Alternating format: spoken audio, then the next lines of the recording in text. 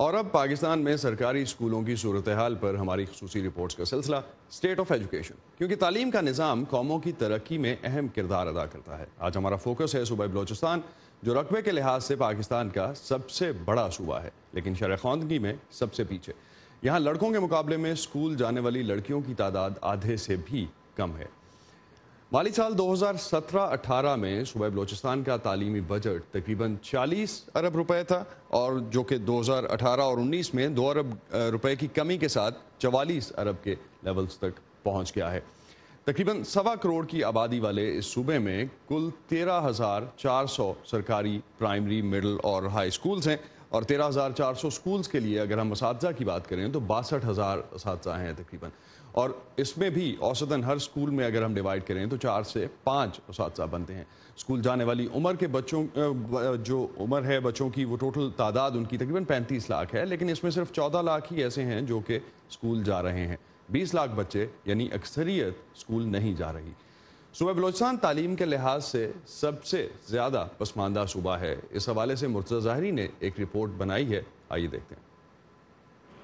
یہ بلوچستان کے کسی دور دراز اور پسماندہ علاقے کا اسکول نہیں، بلکہ یہ صوبائی دارالحکومت کوئٹہ کے نوائی علاقے اصغر آباد کا پرائمری بوائز اسکول ہے۔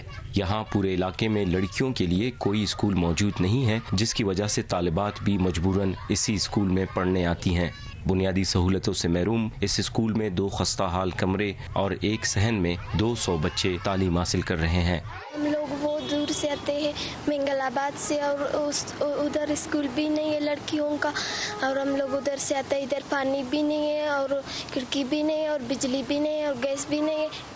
اسکول کے اساتذہ کے مطابق یہاں گزشتہ سال 300 طلباء و طالبات زیر تعلیم تھے، مگر بنیادی سہولتیں نہ ہونے کے باعث 100 بچے اسکول چھوڑ گئے۔ سرکاری اسکول ہے سر، لیکن جگہ ان کا پرائیویٹ ہے، اور یہ علاقے والوں نے اپنی مدد آپ کے تحت دیے، اور یہاں پہ سرکاری زمین بھی اگر حکومت بنانا چاہے تو بنا بھی سکتے ہیں، لیکن کوئی توجہ نہیں ہے ان کا، اور الیکشن کے ٹائم پہ آ کر لوگ سیاست کرتے ہیں بس۔ محکمہ تعلیم کے حکام کے مطابق سابق 5 سالہ دور حکومت میں تعلیم کے لیے 250 ارب روپے مختص کیے گئے، جبکہ رواں مالی سال کے دوران تعلیم کے لیے تقریباً 60 ارب روپے رکھے گئے ہیں۔ عہدیداروں کا یہ دعویٰ ہے کہ حکومت کی تعلیمی پالیسی کے باعث گزشتہ 5 سالوں سے محکمہ تعلیم ترقی کی راہ پر گامزن ہے۔ بجٹ ہمارے فائنانس ڈائریکٹ الوکیشن کرتی ہے ہائی اسکول کو، جس کو ہم کلسٹر ہب اسکول کہتے ہیں، اور اس ہائی اسکول کے جو ارد گرد جو پرائمری اور مڈل اسکول کے بجٹ ہے تمام ہم ہائی اسکول کو دیتے ہیں۔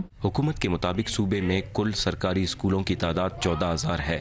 عہدیداروں کے مطابق اسکولوں میں معیار تعلیم کی عدم فراہمی کی ایک بڑی وجہ اساتذہ کی غیر حاضری ہے۔ ہم نے مانیٹرنگ ایسوسیٹ رکھے ہیں ہر ڈسٹرکٹ میں، اس کے نمبر آف اسکولز کے حساب سے، اس میں 7-8 انڈیکیٹرز ہیں، ایک سافٹ ویئر اسی کے اندر ہوتا ہے، وہ جا کے چیک کرتا ہے کہ مطلب کتنے بچے ہیں، کتنے ٹیچرز حاضر ہیں، کتنے بچے حاضر ہیں، کتنی کتابیں ملی ہیں، اور بلڈنگ کا کیا حال احوال ہے۔